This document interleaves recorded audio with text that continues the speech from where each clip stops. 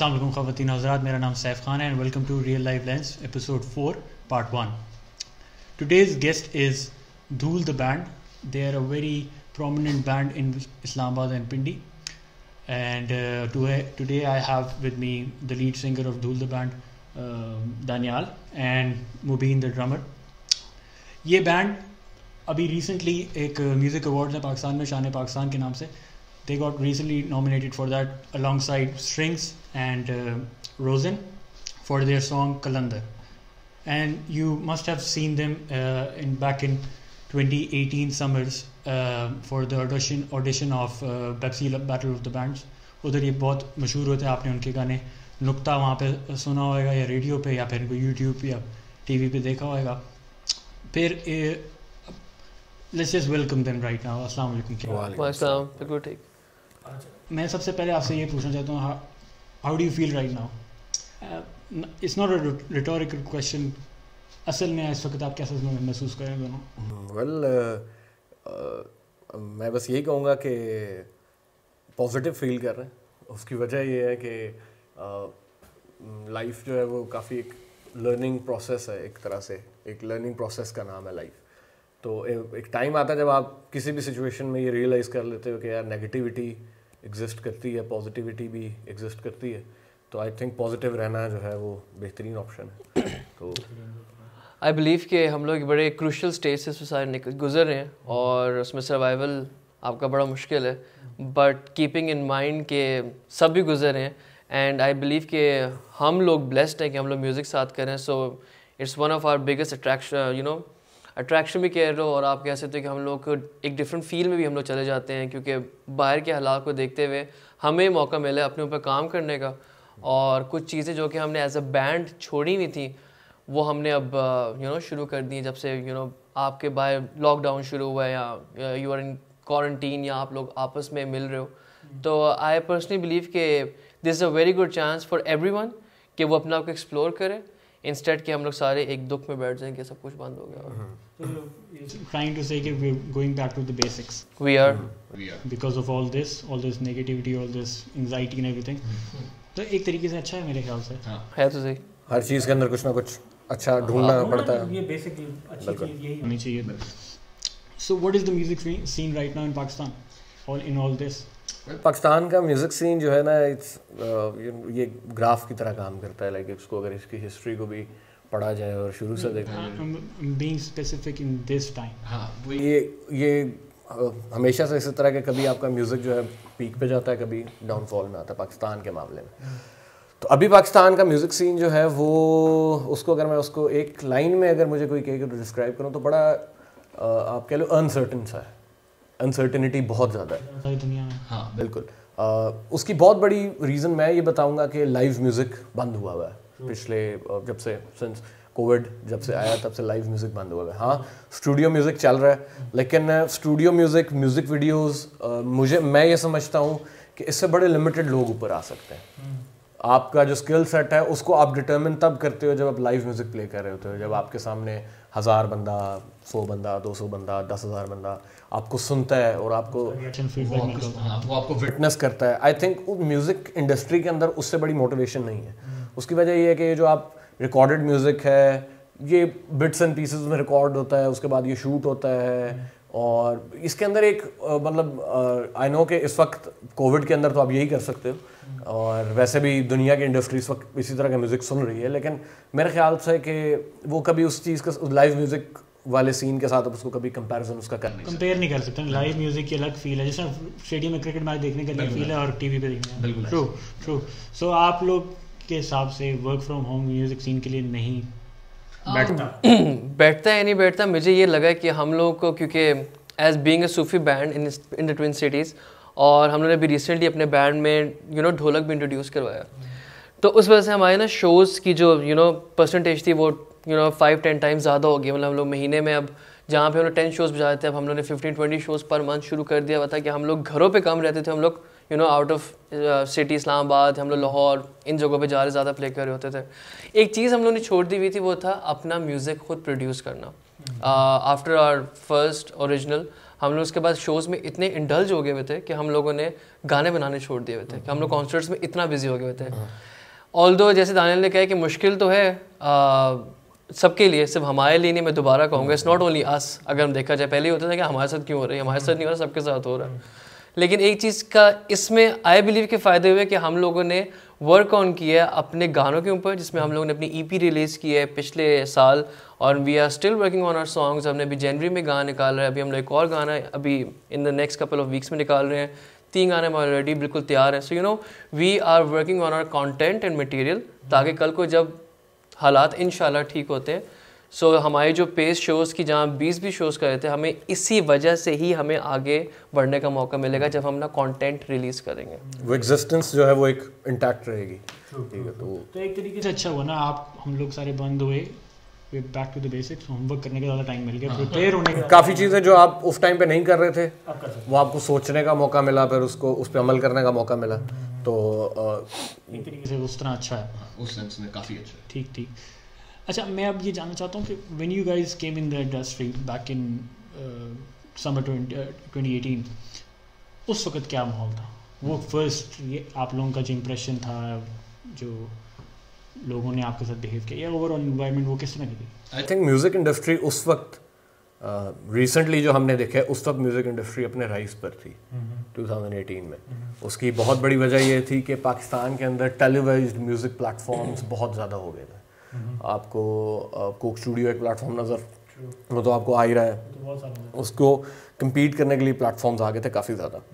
Nest cafe basement से musicians निकल रहे थे, पेप्सी बैटल ऑफ बैंड से 1 साल के अंदर मतलब 12-13 बैंड्स आपको 1 साल के अंदर आपको सुनने को मिल रहे थे। उसका आउटकम क्या हो रहा था कि एक जनरल पब्लिक जब वो सुनती थी, इतना म्यूज़िक सुनती थी, तो वो उस चीज़ ने एक तो लाइव म्यूज़िक को बूस्ट दिया था, उस चीज़ ने ओरिजिनल म्यूज़िक को बूस्ट दिया, उस चीज़ ने लोगों के अंदर ये चीज़ पैदा की कि हाँ, नए म्यूजिशियंस, ठीक है, नए म्यूजिशियंस हैं जो काम कर रहे हैं, और लोगों ने एक्चुअली में एक्सप्लोर किया नए म्यूजिशियंस को ढूंढने की कोशिश की। तो उस वक्त 2018 में जो म्यूज़िक सीन था वो अपने राइज पर था। बाकी रही बात कि लोगों ने किस तरह ट्रीट किया, तो वो आई थिंक उसको अगर मैं अपना एक एक्सपीरियंस शेयर करना चाहूँ तो मैं हमेशा ये बात करता हूँ कि बैटल ऑफ बैंड्स में जाकर समझ आई कि हाउ इट वर्क्स, ये म्यूज़िक इंडस्ट्री है क्या। वो आप बाहर से जिस तरह देख रहे हो और अंदर से वो म्यूज़िक इंडस्ट्री, इसके अंदर फ़र्क क्या है। तो आई थिंक उस टाइम पे हमें काफ़ी कुछ सीखने का मौका मिला इन terms of you know public relations, के लोगों से मिलना, और हम क्या चीज़, मतलब एक आम आदमी अगर हमें देखता है और एक इंडस्ट्री का बंदा देखता है, तो वो दोनों हमें अलग चीज़ तलाश करते हैं। एक आम आदमी शायद ये देखता है कि यार इनके गाना क्या है, ठीक है। एक जो इंडस्ट्री का आदमी देखेगा वो देखेगा इसका पोर्टफोलियो क्या है, ठीक है।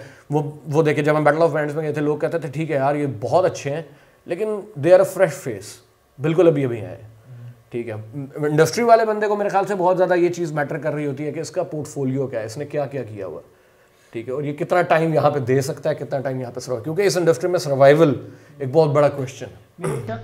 जो आप बात कर रहे हो, मेरे ख्याल से if I am not wrong, इसको इस तरह गेज कर सकते हैं इन लोगों के इंस्टाग्राम फॉलोअर्स कितने, इनके फेसबुक है। उस वक्त अगर आप 2018 से कंपेयर करो ना, उस वक्त ये चीज़ें इतने अरूज पे नहीं थी। उस वक्त पता है क्या था? उस वक्त ये था कि ये जो बैंड आया है, इससे पहले क्या किया हुआ है, व्हाट हैव यू डन, क्या किया हुआ है। और हम लोग जब गए थे, वही दाने वाली बात, इतने अरसे से प्ले कर रहे हैं, 10-12 साल हो गए, बजाए जा रहे हैं। जब तक हम उस जगह पे यू नो आपकी मेन इंडस्ट्री तो बैठी कराची में, ठीक है, आप जब वहाँ पे गए हो ना, आपको होश आपके आए थे कि भाई हम कुछ भी नहीं कर रहे थे पीछे, वी हैवंट लर्न एनीथिंग, क्योंकि पता ही नहीं था कि करना क्या, जाना क्या है, करना क्या है, बनाना क्या है। हाँ, आपको पहला बंदा किसको रीच आउट करना है ये नहीं पता होता, ये नहीं पता पहला स्टेप क्या होगा आपका। लोग ही नहीं जानते यार, मतलब जहाँ से, मतलब जिन लोगों ने आपको बुलाना है, काम देना, उनको पता ही नहीं कि ये लोग कौन है, एग्जिस्टेंस का पता ही नहीं लोगों को। आप वहाँ गए हो, आपने अपनी शक्लें दिखाई हैं, अपना गाना सुनाया है, अपना यू नो आपने अपना आप दिखाया कि भाई हम लोग भी कोई चीज़ हैं।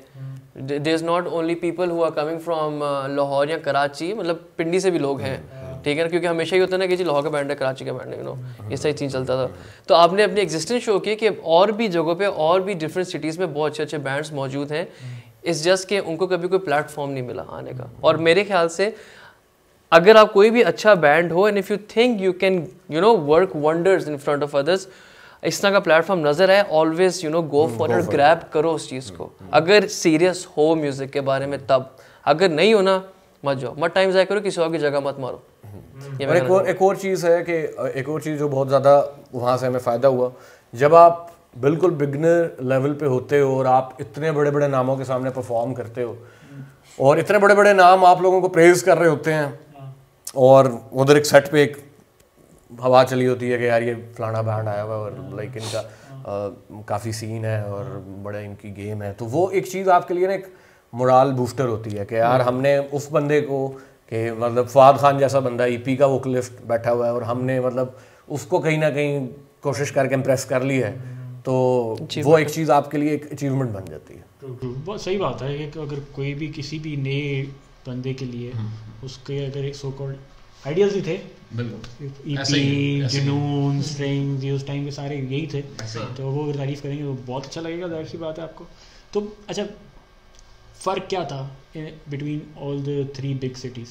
इस्लामाबाद, पिंडी एक ही है, लाहौर, कराची, क्या फ़र्क था? सबसे बड़ा फ़र्क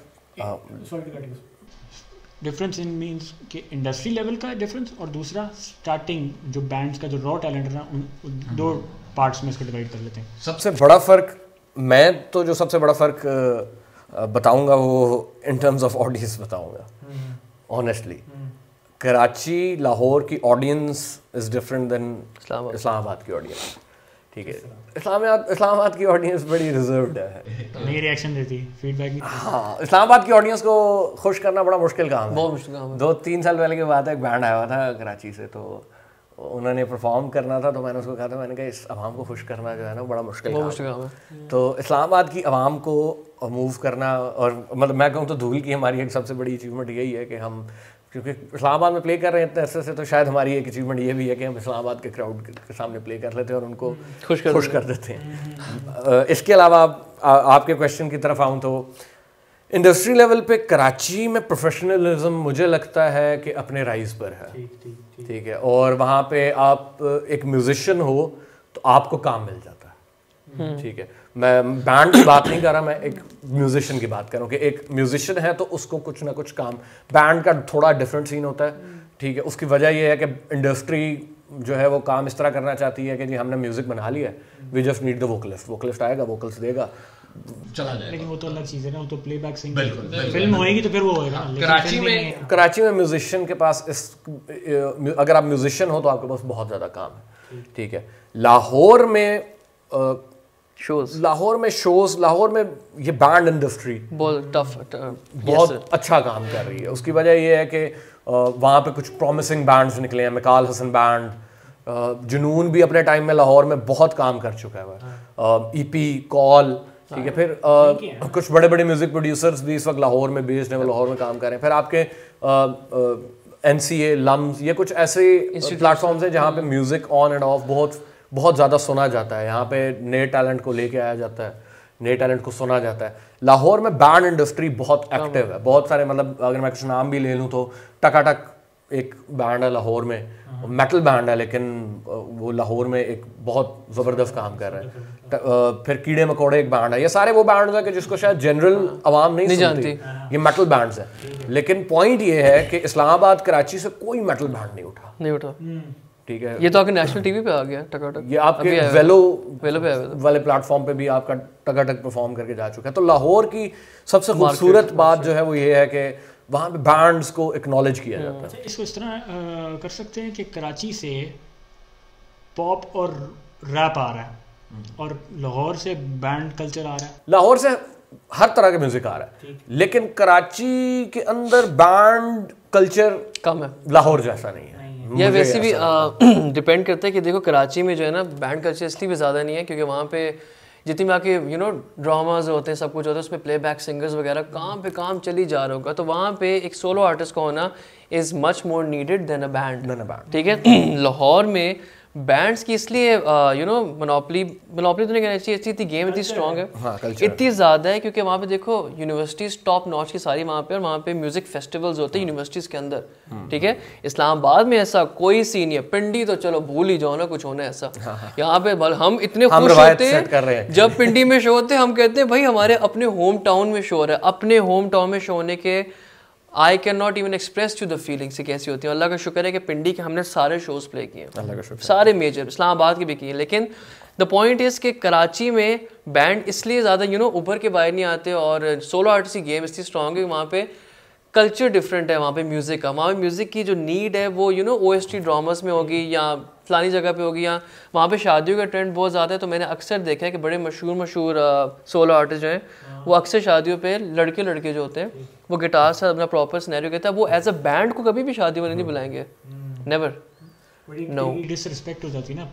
पाकिस्तान में अगर दो हम लोग डिफरेंस करें बड़ा, इंडिया में बैंड कल्चर तो है ही नहीं ना, और पाकिस्तान में हमेशा से बैंड कल्चर रहा है। और बेसिकली जो इंडिया में अच्छे बैंड्स आ गए, इंडिया में अब आए ना बड़े यस बहुत टाइट। इंडिया में बैंड कल्चर जो है ना वो कभी मतलब इंडिया से कभी जुनून टाइप बैंड नहीं, ऐसे नहीं। हाँ, उसकी वजह ये है कि वो जिस भी लेवल पे काम करते हैं ना बैंड, एंड में सक्सेस उसकी फिल्म में गाना गाया कि नहीं गाया, वहाँ पे इसी से मेजर किया बहुत बड़ी जाता है। वजह ही बॉलीवुड है, बॉलीवुड है। और कराची और लाहौर का बेसिक फर्क यही है कि कराची एक प्रोफेशनल सिटी है और लाहौर आर्टिस्टिक सिटी है, वो आर्ट की तरफ थोड़ा और कल्चर की तरफ थोड़ा। हाँ, इसी वजह से लाहौर के अंदर मुझे लगता है कि ज़्यादा स्पेस है। और इस पिछले 2 सालों में कोविड के टाइम पे स्पेशली, क्योंकि कोविड के टाइम में हमने लाहौर के बड़े चक्कर जो छोटे मोटे हमने कोविड में लाहौर के बहुत शोज बहुत चक्कर लगाए। हम पीक कोविड में जाते थे, मजा आते थे, हाईएस्ट करवा के हम लोग जा रहे होते जब थोड़ा सा सीन खुलता था तो एक आधा शो कहीं में मिल जाता था। और लाहौर के अंदर मैंने देखा कि एक्चुअली अगर आवाम ने आपको, लाहौर के बंदे ने आपको सुना है ना,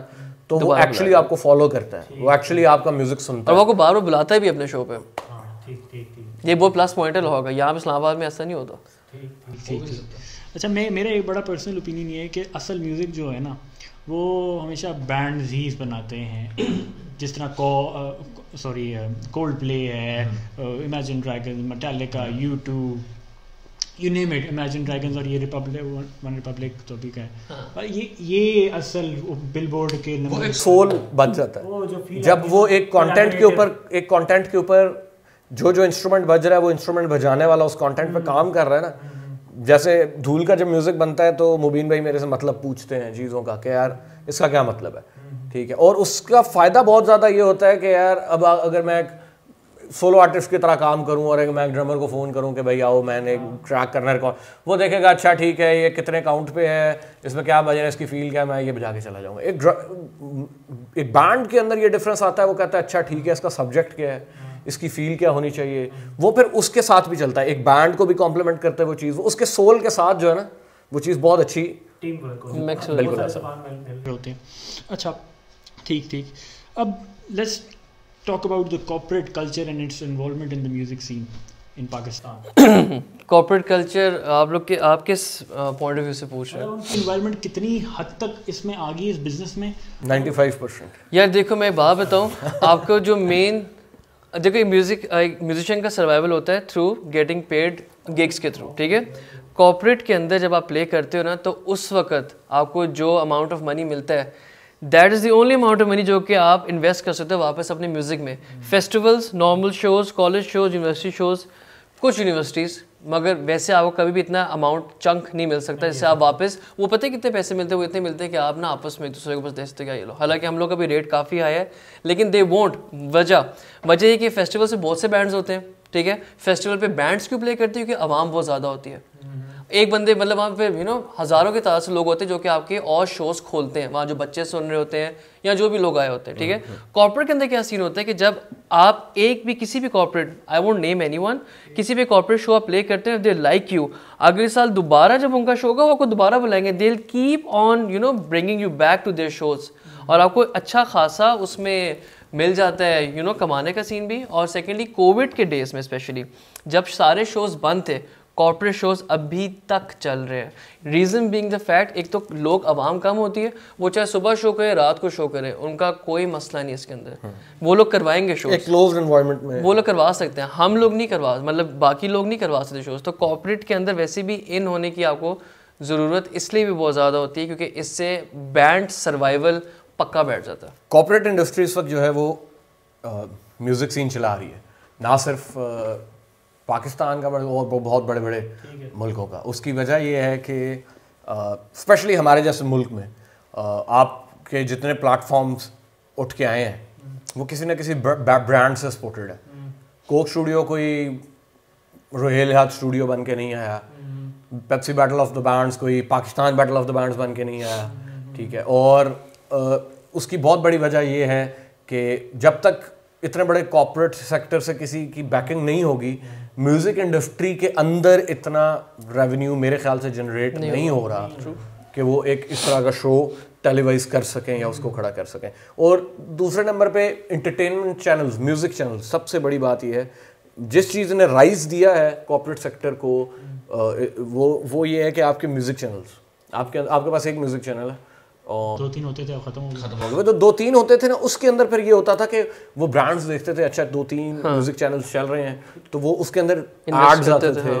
और वो म्यूजिक इंडस्ट्री के अंदर पैसा जो है वो 2 चीज़ों से बनता है। एक उनमें आप जिसको कह लो कि रैकेट लेबल का टाइम चला गया, लेकिन वो रैकेट लेबल एक चीज़ होती थी जो आपके लिए पैसा जनरेट करती थी।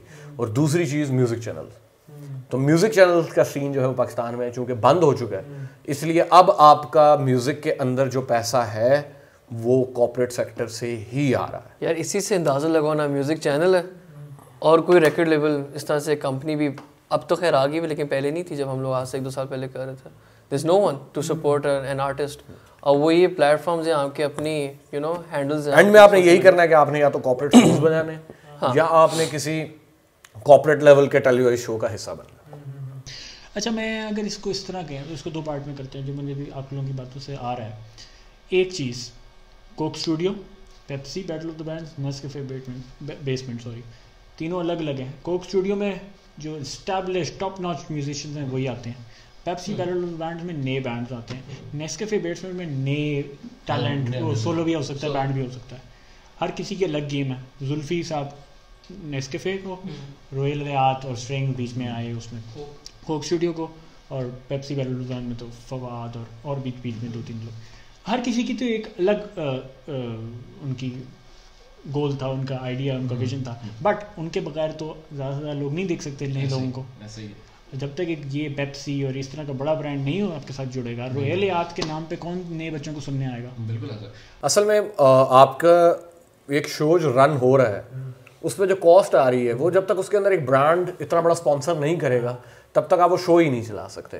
पॉइंट ये। फिर उसके बाद जो इंटरनेट पे गेम है, आपकी जो इंटरनेट पे बूस्टिंग होती है, मतलब एक ब्रांड के थ्रू एक गाना निकलता है और वो 4 दिन में मिलियन व्यूज ले जाता है, अकेले नहीं कर सकते ना। ठीक है। वो उसके अंदर उसके लिए जो आपको पैसा चाहिए, वो जो एक आपको एक सिस्टम चाहिए, वो जो आपको टीम्स चाहिए, 3 अच्छा सारा बिल्कुल वो इंफ्रास्ट्रक्चर। अब एक मेरे ख्याल से पाकिस्तान के अंदर कोई ऐसा चैनल तो है नहीं कि जो अपने ओन पे चला रहा हो, ना कोई ऐसा कोई सिस्टम है, कोई ऐसा आप कह लो कि कोई ऐसा इंटरनेट पे कोई ऐसी चीज़ बनी हो कि जो 20 साल से म्यूज़िक को चला रही हो, तो अब वो को बहुत बड़ा नाम बन गया हो, तो वो कहते हो कि जी अब हम म्यूजिशियन। तो वो जिस तरह बाहर आपको कुछ नाम इस तरह के नज़र आ जाते हैं, जो जिस तरह यूनिवर्सल म्यूज़िक इस वक्त एक बहुत बड़ा नाम है, वो म्यूज़िक चला रहे हैं। वो उन्होंने यूट्यूब पे, इंडिया में टी सीरीज़ ने यूट्यूब को चैनल है, तो पाकिस्तान के अंदर वो वाला सीन नहीं है। पाकिस्तान में आपने या तो वो आप वेलो के थ्रू जाओगे या पेप्सी के थ्रू, बाकी ब्रांड्स यही आपका कॉर्पोरेट सेक्टर ही दूसरे सोर्स हैं हमारे। हाँ बिल्कुल। इसमें लेकिन अभी इस पर अगर म्यूज़िक चैनल्स की बात करें, ठीक है वो ख़त्म हो गए, लेकिन अभी डोंट यू थिंक अभी now is the time they will be coming back. और दूसरा, Patari even though it was not that successful जिस तरह इसको होना चाहिए था स्पॉटिफाई और उस लेवल पे, पाकिस्तान एटलीस्ट रीजनल बेस्ड हो जाता, लेकिन अब तो स्पॉटिफाई भी आ गया, रिसेंटली आ गया ना, तो आहिस्ता आहिस्ता करके चीज़ें मेरे ख्याल से बेहतर। I think internet based channel जो है ना, Spotify can be a game changer. ठीक है, पटारी वैसे कर तो रहे, बहुत अच्छा कर रहा है अभी, लेकिन उसको इतना टाइम नहीं हुआ। जैसे पटारी भी शुरू में आया था तो लोगों की काफ़ी नजरें लगी थी कि वो कुछ बड़ा करेंगे, और उन्होंने काफ़ी कुछ अपने टाइम में किया था, तो ये लेकिन कुछ कह नहीं सकते। लेकिन आई पर्सनली बिलीव कि जब कोई इस तरह की कंपनी से पटारी है, कोई भी है ना, हमारे भी उनसे उन्होंने हमारी बहुत सी चीज़ें लॉन्च की थी, वो धूल की भी। मसला ये होता है यहाँ पे ना, लोगों की जो माइंड स्टेट है ना वो बड़ा डिफरेंट है। अगर उनको नजर आता है कि उनकी कोई चीज़ ऊपर चढ़ना शुरू होगी भी है, तो वो फिर उसी आर्टिस्ट को जो है ना तोड़ने की कोशिश करते हैं, इसकी वजह से वो ऊपर चढ़ होता है। देखो यार, एक कंटेंट जब कोई कंपनी किसी निकाल रही होती है ना, तो वो कंपनी इसी वजह से राइज में आती है जब उसको कंटेंट कोई म्यूजिशियन अच्छा देता है। आज को अगर मेरा कंटेंट अच्छा ना हो, पटारी चला रहा हो, तो पटारी के पास 2 और बैंड्स कभी भी नहीं आएंगे। तो पटारी के पास जो वो 2-3 बैंड्स हैं, वो हमारी है किसी और की वजह से है, उसका गाना सुन के आए कि यार एक फ़लानी जगह एक बैंड इतना अच्छा प्ले कर रहा है, और एक ऑर्गेनाइजेशन जिस तरह पटारियाँ कोई भी होगा, आई वोंट नेम एनीवन, लेकिन ये हुआ है हमारे साथ भी कि अगर कोई बंदा अभी अपनी स्ट्रगलिंग फेज़ में है और जैसे ही थोड़ा सा टाइम होता है वो ऊपर चढ़ना शुरू होता है, वो उसके नखरे अलग शुरू हो जाते हैं। मैं I won't name anyone, but organization की अपनी फील्ड में चला जाता है। ये मसला स्टार्टअप्स का जो यहाँ पे जो म्यूजिक को दे रहे हैं, के साथ भी है। मतलब अगर इसमें हम किसी एक को सिंगल आउट कर लेना कि यार इस सेक्टर के साथ ये मसला, ऐसा नहीं है, ये सबके साथ है, ये सबके साथ। आर्टिस्ट, कुछ आर्टिस्ट के साथ भी ये मसला, हर किसी के साथ नहीं, कुछ लोग बहुत जैसी फेम हल्की सी मिलेगी ना, देयर स्टेट ऑफ माइंड, कुछ आर्टिस्ट के साथ भी ये मसला है कि यार ठीक है थोड़ी सी फेम आई, लेकिन उनको ये नहीं पता उनका डाउनफॉल भी आएगा। इनको पता होना चाहिए कि दोनों आपस में कनेक्टेड हैं, एक ने भी अगर कुछ किया तो दोनों नीचे गिरेंगे। देखो ना, अगर यहाँ पे कम्यून बनाना जो है ना, अब वैसे आई एम ग्लैड, जैसे बैटल ऑफ बैंड्स के बाद मुझे ये लगता है कि अब जो बैंड्स हैं जो अभी काम कर रहे हैं उनका एक छोटा मोटा कम्यून बना हुआ है कि लाइक जब वो म्यूजिक, हाँ वो जब प्ले करते हैं मिलते हैं तो like they meet on a good note. हाँ ठीक है, ये एक चीज़ बहुत पॉजिटिव निकली है। अच्छी है। फिर कुछ प्लेटफॉर्म्स भी ऐसे हैं जो बैंड्स का कम्यून बनाने की कोशिश या म्यूजिशियंस का कम्यून बनाने की कोशिश कर रहे हैं इनडायरेक्टली। तो अब वो थोड़ा सा सीन आ रहा है, लेकिन बीच में ये काफ़ी सीन बैड हो गया था कि आपके आर्टिस्ट कम्यून बनाने से थोड़ा सा ना हिचकिचाते थे, भागते हैं कि यार वो सॉरी टू कट यू, ये इस तरह नहीं है कि सोसाइटी में ही प्रॉब्लम है मेरे ख्याल से, कोई हम लोग कहीं भी किसी चीज़ पे इकट्ठा होने के लिए बात बताऊं ऑनेस्टली, हम लोग इवन जब पेप्सी से निकले थे तो जो उस वक्त हमारे टाइम पे जो विनर्स वगैरह थे, we met them after a month. मेरे ख्याल से अपनी सिटी से जब हम लोग एक दूसरे के बैंड्स को मिलते हैं ना, वो इस तरह से नहीं मिले, इस तरह से वो लोग मिले थे। मतलब उन लोगों का रद्द अमल डिफरेंट था हमारे साथ, अच्छे तरीके से, अच्छे नोट पे। उसके बाद ये हुआ कि जब उनकी एल्बम्स निकली, सीडीज निकली, उन्होंने हमें अपनी सब चीज़ें हमें भिजवाई। फिर यू नो इसी तरह गिव एंड टेक होता है, हमारी जब चीज़ निकली थी हमने भिजवाई। आपस में एक शहर के अंदर रहते हुए ना, मेरे ख्याल से बैंड्स को भी दाने वाली बात कि आपको ना बहुत पक्का होना चाहिए आपस में। लेकिन फॉर्चुनेट या अनफॉर्चुनेट मुझे नहीं समझ आती किस वजह से हम लोग नहीं है यहाँ के बैंड्स एक दूसरे के साथ बिल्कुल जीरो पे। मेरे ख्याल से ये ना ओवरऑल सब लोगों का प्रॉब्लम है कि ये क्यों बढ़ रहा है। हालांकि होना चाहिए यार, ये बढ़े तो बढ़ने दो, मतलब खुश होने के लिए, दूसरे की अलग, हाँ हर किसी के लिए अलग चीज़ है, अपना नसीब है। अल्लाह उनको बेहतर जो अच्छा जा रहा है उसके लिए आप खुश हो तो अल्लाह आपको भी देगा। और जो आप वो बात कर रहे हैं ना कि वो एक अलग वाइब थी जब उनके साथ मिलते, मेरे ख्याल से वो आप लोगों की एक जर्नी इकट्ठे थी ना, किस तरह फॉर एग्जांपल जब बात बताऊँ वहाँ पे अगर जर्नी इकट्ठे भी थी ना, हमने वहाँ एक दूसरे को मिले, वहाँ नहीं मिले थे, याद है वहाँ नहीं मिले, लेकिन उसके बाद बैंड्स के साथ वहाँ कुछ मिले थे, लेकिन कुछ जिनसे हम नहीं मिले थे वो बल्कि ज़्यादा अच्छे तरीके से they are following us, you know, वो हमारी हर चीज़ शेयर करते हैं। और आपको होता है कि यार मतलब एक और अलग सिटी जिनसे आप मिलते भी नहीं हो, फोन नंबर्स भी नहीं है आपके पास, फॉलो भी नहीं कर रहे हो, but still they are praising you. मजे ही उस चीज़ का आता है जब किसी थर्ड पर्सन पता चलता है कि आप आपके बारे में बात कर रहा था, और ये हमारे साथ होता है, और यही चीज़ हमें पसंद आती है लोगों की। That's very good to hear कि इस तरह की एक माइंडसेट आजकल की हमारी जनरेशन में है कि एक दूसरे को प्रेज कर रहे हो। चलो पीछे तारीफ कर रहे हो उनकी, वो बड़ी बात, बहुत बड़ी बात है। किसी के पीछे आप तारीफ करो और उनको बोलोगे दे डू गुड वर्क, ठीक। अच्छा, अब एक और जो पार्ट मैं आप लोगों के साथ डिस्कस करना चाहता हूँ ये है कि मैनेजमेंट जो होती है आर्टिस्ट की और बैंड्स की और पीआर कंपनीज वगैरह, इन लोगों के साथ किस टाइप का रिलेशनशिप एक नए बैंड का होता है या कल को जब वो इस्टेब्लिश हो जाता है, सक्सेसफुल हो जाता है, क्या प्रॉब्लम्स आती हैं? और ये वो ज़रा मुझे इसकी इनसाइट आते वो दानिया बताएगा, वो तो बड़ा अच्छे तरीके से एक पीआर वो लोग साथ जुड़ा हुआ भी था, वो ज़्यादा अच्छा एक्सप्लेन वो करेगा। मैनेजर की मैं बता देते हैं यार, असल में होता है कि जैसे हमने ना मैंने और दानिया ने डिवाइड किया हुआ है कुछ चीज़ें, लाइक हम लोग इस बैंड को हम दोनों you know we both are running, अल्लाह का शुक्र है, और बड़े अच्छे तरीके से रन कर रहे हैं। बल्कि आई पर्सनली बिलीव कि आई एम फॉर्चुनेट इनफ कि I am working with a guy like him who always understands me and he is never complaining me। चाहे मेरी कोई बात अच्छी लगे बुरी लगे, he tells me in a very good and sweet way, बदतमीजी नहीं करता ना, and vice versa मैं भी समझ सकता हूँ, ठीक है। अब होता है कि हमने चीज़ें डिवाइड की हुई हैं, गानों का बनाना वगैरह इसकी हेडेक है, और जो मैनेजिंग साइड है, कॉन्सर्ट्स बुकिंग है, यू नो प्रमोशंस वगैरह, वो सारी मेरे अंडर है, क्रिएटिव एंड कमर्शियल। हाँ कमर्शियल में हूँ, ठीक है।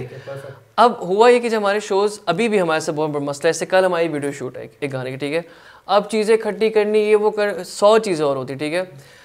यही मसला जब हमारे कॉन्सर्ट्स, अभी तो खैर कोविड चल रहा है, लेकिन जो कॉन्सर्ट्स होते थे ना, तो हम लोग अपनी जैम्स भी चल रहे हैं, प्रैक्टिस भी चल रही है, उधर नाम भी लिखवाना है अपनी फ़लाने पोस्टर पे, उस वाले बिल बोर्ड पर हमारी तस्वीर नहीं लगी हुई, वो मैनेजर हमारा बंदा हमारा फ़ोन नहीं उठा रहा, पता नहीं चल रहा कल किट लग रही है, यही नहीं पता चल रहा कि यार पोस्टर लग गया, एडवांस नहीं आया, हाँ उसका साउंड नहीं है। ओ भाई किधर किधर जा रहे हैं। सुबह 7 बजे एक दिन हमें फ़ोन आया, फ्लाइंग जगह हमारे लाहौर में एक जगह पे शो था, फ़ोन आया साहब, इसको पहले कॉल आई, इसका मुझे फ़ोन आया, मैं भी सो रहा था, हमने 10 बजे निकलना था। कहते हैं वो हुआ इस तरह से कि जी वो जो साउंड जिसे लेके जाना है ना, वो यूनिवर्सिटी अंदर नहीं आने दे रही साउंड वाले को। मैंने कहा किस किस्म का स्टूपिड हरकत हो रही है यार, हमने 12 बजे वहाँ साउंड चेक करना है, 7 बज गए में वो उसको अंदर नहीं आने दे रहे, फिर प्रिंसिपल को फ़ोन करे, बच्चों को हज़ार मसले होते हैं। इसमें हमने कहा जी हम लोग जो है मैनेजर रख लेते हैं। मैंने एक चीज़ ये नोटिस की है कि हमारे साथ भी एक मैनेजर है, वो बहुत अच्छा लड़का है बाय द वे, उस्मान नाम है उसका, लेकिन येट अगेन कोविड आ गया, मसले आ गए, डेफिनेटली उन लोगों ने भी कमाना था, हमारे शोज़ नहीं होंगे तो डेफिनेटली उसको भी नहीं मिलेगा, कट बीच मिलेगा।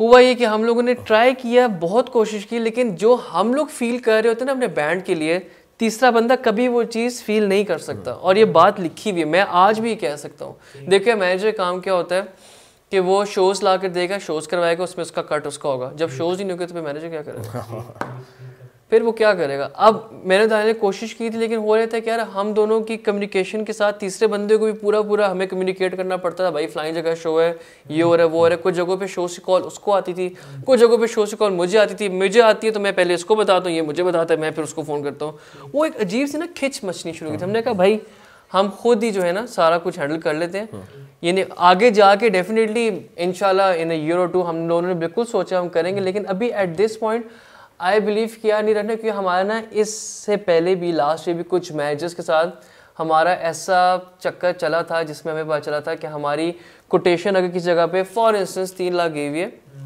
बैंड को मिल रहा है ₹1,00,000, 2 लाख किधर गया। अच्छा वो जो लाख मिला है उसमें से परसेंटेज तो देनी है उसको, तो वो भी गई बीच में से, तो हम पहुंचती नहीं थी, पहुंच जाती थी, निकाल हम लेते थे बाद में। तो और कहीं ना कहीं आपको ना उस टाइम रियलाइज हो रहा होता है कि यार कुछ शोज पे तो इस तरह उस टाइम पे आप कहते हो कि यार ठीक है अब इस वक्त शो बजाना अभी चलने दो, ज्यादा जरूरी है। कुछ जगह पे तो ये भी हुआ कि यार पैसे अगर मिल रहे होते थे ना तो ज्यादा मिल जाते थे, तो हम कहते थे ये किसी यकीन ही नहीं आता था। वो पीछे मैनेजर भागता भाई ये वो मेरे फ्लाइंग, तो हम कहते थे यार ये गुड सीन किया है। इस वजह से मैनेजर जो है ना हम जरा साइड पे थे, लेकिन अब बाकी जो पीआर ये बताएगा। पब्लिक रिलेशंस कंपनी, हमने एक पीआर कंपनी के साथ कांटेक्ट में आया, मैं मुबीन भाई आप आए थे। हाँ मैं आया। मैं पहले एक बात कर लूँ, एक उनकी बात से बात निकली है, मैं इसको वो बड़े कहते हैं मतलब ना जब अपने बिजनेस करना ना तो गले पे खुद बैठो, यही बात है, ये भी तो सेम बात है ना कि मैनेजर बैठा है गले पे नहीं बैठोगे तो पैसा नहीं आएगा कभी। अब ऑनेस्ट बात है, मैं दाने कभी भी I will be very open with you, आज तक जितना ही पैसा हमने बहुत अल्लाह का शुक्र, इतना शुक्र करूँ कम है, हमने हर जगह प्ले कर लिए। ठीक है, हमने पेप्सी के वो शोज़ प्ले किए जो कि टॉप 5 को नहीं मिले। दूल्हा हम लोग गुजरात तक 7 फेस्टिवल में ज़्यादा प्ले करने गए थे, लेकिन हम दोनों ने कभी भी अपना जो मीडियन है ना वो पैसा नहीं बनाया, ना इसना मैंने आज तक जो भी पैसा हम दोनों के पास आया ना हम दोनों ने हमेशा डिवाइड किया विद ऑल द बैंड, हमने वापस री इन्वेस्ट किया म्यूज़िक के अंदर। हम दोनों ने हार्डली हुआ होगा कभी लिया होगा, क्योंकि हमने गाने बनाने, म्यूज़िक वीडियोज़ बनानी, हर चीज़ हम दोनों करते हैं। ये बहुत बड़ा खर्चा है, ये बहुत बड़ा खर्चा है। कंटेंट क्रिएशन जो है ये 3-4 लाख की वीडियोस बन रही होती हैं यार, उसके बाद प्रमोशन चल रही होती है, गाना जो आपका 1-1.5 लाख में हो रहा होता है, मतलब there are lot of things. तो मैंने और दानियाल ने हमेशा री इन्वेस्ट किया और मेरे ख्याल से प्रॉब्ली इसी वजह से हमें फल मिल जाता है। इसलिए हम दोनों कभी भी ना we don't look at the money, हम लोग छोटी छोटी चीज़ें देखते हैं कि यार इसके थ्रू अगर हम आज ये शो प्ले करते हैं तो परसों जो हमने रिकॉर्डिंग करानी क्या उससे हमारे एडवांस के पैसे पूरे हो जाएंगे। इस तरह से चीज़ें चल रही हैं। मे बी फाइनेंशियल एक्सपेक्ट ठीक है वो भी इम्पोर्टेंट है, बट रेपुटेशन ज़्यादा इम्पोर्टेंट है। रेपुटेशन वो तो हमें रखी हुई है, रेपुटेशन कंटेंट ये चीज़ें अभी आप कुछ कह रहे थे। वेल पीआर कंपनीज का देखें आपकी देयर इज़ नो डाउट कि इस वक्त जो आपकी इंडस्ट्री है उसके अंदर पीआर कंपनीज का बहुत बड़ा, स्पेशली जब से सोशल मीडिया जो है वो उस पे गेम आई है काफ़ी ज़्यादा, तो ये पीआर कंपनीज वगैरह जो हैं ये, लेकिन मैं किसी बैंड को आई थिंक एक सर्टन स्टेज तक बल्कि मैं तो बिल्कुल ही प्रेफर नहीं करूँगा टू कि आप किसी से जाके पीआर कंपनी से बात करें।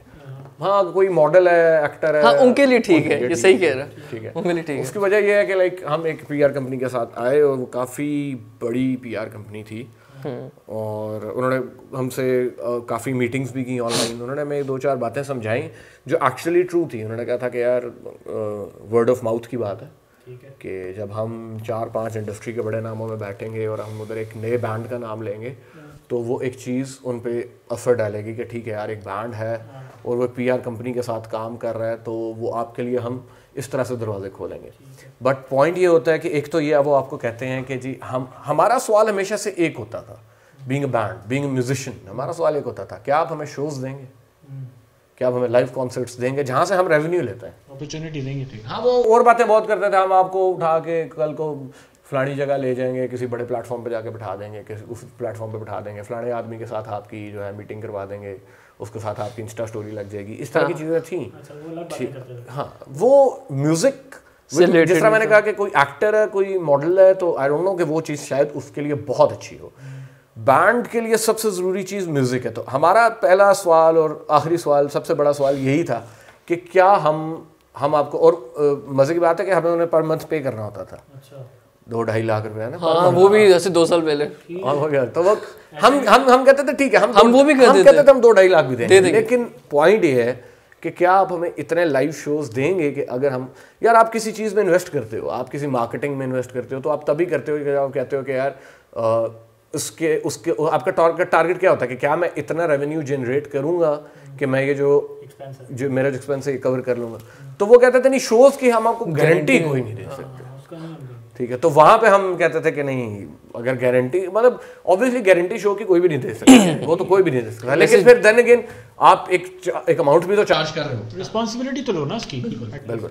तो आई थिंक वो चीज़ ने हमें जो है ना पीआर टिकल ऑफ कर दिया। हाँ, तो आई थिंक, और इस वक्त मेरे ख्याल से कोई भी बैंड उस तरह से किसी पीआर कंपनी के साथ काम कर भी नहीं रहा। सोलो आर्टिस्ट शायद कर रहे हो, लेकिन बैंड्स नहीं कर रहे। ठीक नहीं, तो ये चीज़ आपने पैंडेमिक से पहले रियलाइज की थी? हाँ, ये आई थिंक 2019 की बात है।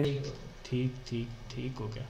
ठीक है, मतलब मुझे समझ आ गया है कि उनकी प्रायोरिटीज डिफरेंट हैं, जो आप कह रहे हो कि आई थिंक वो भी एक तरह से ठीक बात करते हैं। वो उसकी वजह ये है कि यार मैं आज एक इंस्टाग्राम खोलता हूँ और मैं देखता हूँ कि यार मेरे साथ वाला म्यूजिशियन कोई बहुत बड़ी मॉडल एक्ट्रेस के साथ खड़ा हुआ है, पार्टी शार्टी कर रहा है, तो मेरे ज़हन के अंदर ना एक आएगा कि यार ये तो कोई फिल्म बन गया, गेम ऑन होगी। ठीक है, वो एक्चुअली वो एक साइड है, लेकिन आई थिंक अगर आप, वो इम्पोर्टेंट है, बट मेन चीज़ तो वो है ना, आपने जितना काम किया, आई थिंक ये लग्जरी है, नेसेसिटी नहीं है।